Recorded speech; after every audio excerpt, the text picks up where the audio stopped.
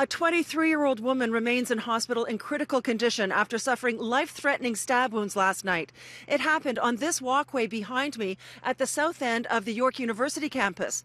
A fourth-year student walking home last night came across the disturbing sight of the victim lying on the ground moments after she was attacked. Her coat was ripped off. Her shirt was like pulled up. Like it definitely looked like there was an altercation.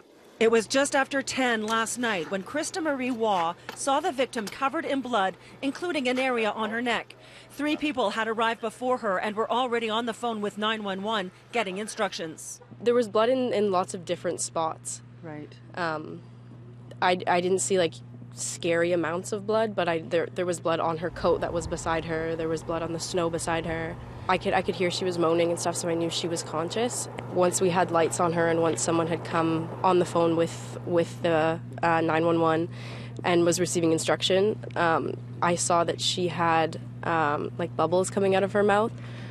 So that's when I was like, this is like, that's scary. Krista Marie says the 3 witnesses who were first on scene told her they saw a man who appeared to be hiding behind a concrete block and then saw him running away. She lives just a couple of blocks from where it happened at Assiniboine and Leach Avenue. Today, police investigators spent much of the day searching the path area, which had been open to pedestrians earlier this morning, but then taped off again this afternoon. Because of information that has come to light, certain areas of that walkway and that area that was cordoned off earlier have been cordoned off again to continue their investigation. The suspect is still on the loose. He is described as an Asian man in his 20s, about 5'9" to 5'11", 170 to 190 pounds, wearing stylish glasses and a black puffy jacket. Police say he may still be armed with a knife. For students who live in what is known as the Village, the path is a very popular way for them to get to school. Many are feeling uneasy after coming out of class and seeing their route home cordoned off with police tape. Yeah, and it's quite spooky, to be honest. Yeah, especially if you live in the area. Yeah, it's pretty scary because I use this path every day to get to school or use the subway, and to know that I just missed it by 30 minutes is it's pretty crazy. Daniel Ho tells me he got home about half an hour before it happened and says it's too bad his security camera on the outside of his house doesn't work.